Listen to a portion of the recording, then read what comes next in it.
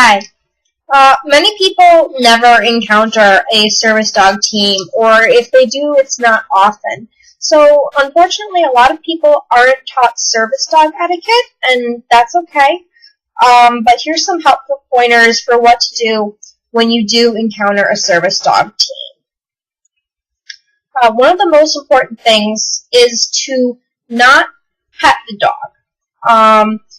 Some handlers allow petting, some do not. That's personal choice, and it also depends on what work the dog has to do, but in general, petting is a distraction. So if you really feel like you must pet the dog, always ask first. And after you ask, only pet after you receive permission. Usually the handler will give some kind of instruction on how to pet the dog or how to interact with the dog. Generally, you want to pet it on its side, not its head. Do not crouch down and put your face right in the dog's face. Don't stare into its eyes. These are seen as confrontation to a dog and can make them uncomfortable, as well as hugging. Also, when you're dealing with a service dog team, speak to the handler, not the dog. The dog doesn't magically translate anything that you say to the handler, and it's just kind of rude to talk to the dog like the person isn't even there. Also, don't be offended if the service dog handler does not stop to chat about their service dog. Service dog handlers get stopped very often, I find, during the course of a day, and answering questions can become very tiring, and oftentimes they're personal questions that shouldn't be asked in the first place. Also understand that just because a person does not appear to be disabled does not mean that they do not have a disability.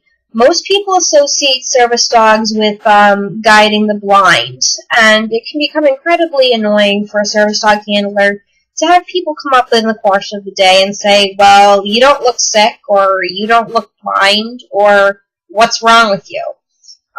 Imagine how you would feel if you had people coming up to you every day of your life asking you what's wrong with you. So just don't do it.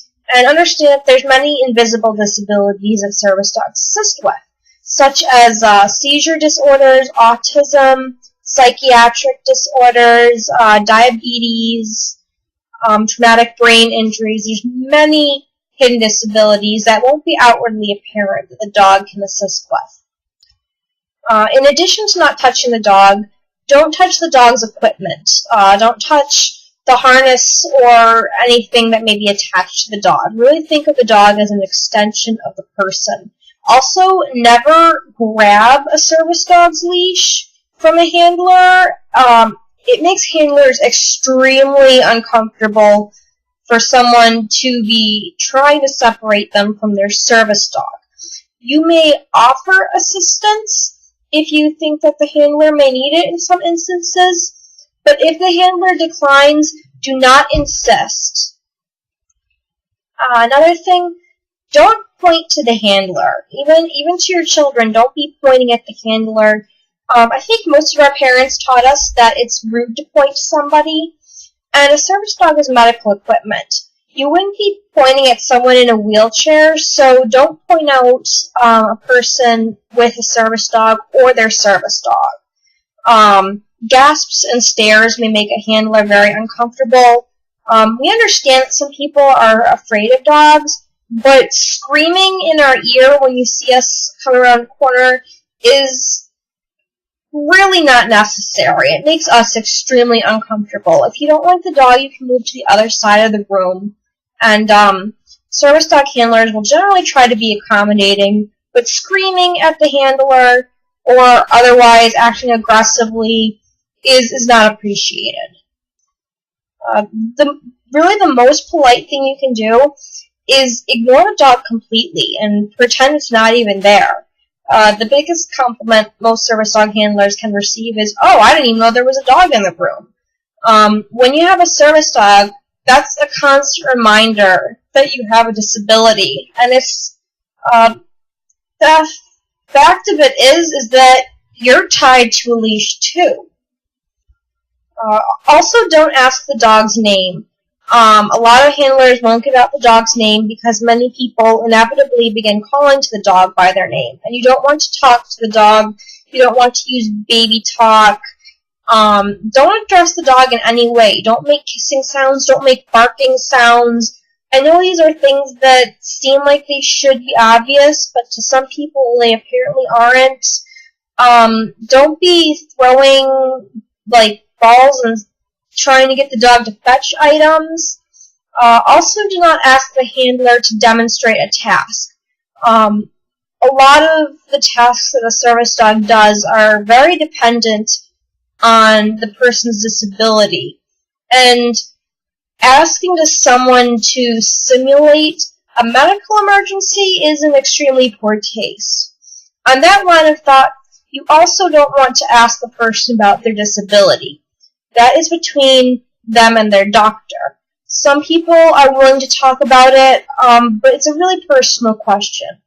Instead of asking what a person's medical condition is, if you are curious about the dog, you can ask what tasks it is trained to do, and that's an acceptable question. Also, when dealing with a service dog handler, a big thing you really don't want to say is, "Oh, I wish I could take my dog with me everywhere," or "It's so great, you could take your dog everywhere." Because when you're wishing for this, you have to understand that you're asking for the disability that accompanies the dog. And I'm pretty sure most handlers would give up their service dog in a second if it meant that they could be healthy again. Also, when you're near a service dog team, try to give them a little bit of extra space.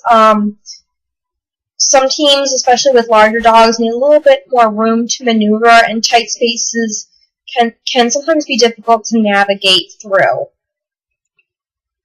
Also, you never want to offer food to a service dog. Most service dogs are on a strict diet, and giving them other types of food can make them sick. And if they're sick, that means that their handler may not be assisted with their disability for a certain amount of time.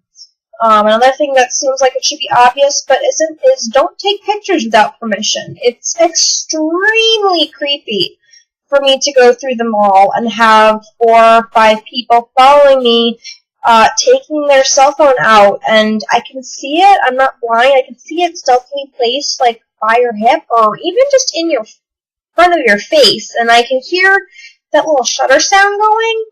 And having complete strangers following me through the mall, taking pictures of me, makes me extremely uncomfortable.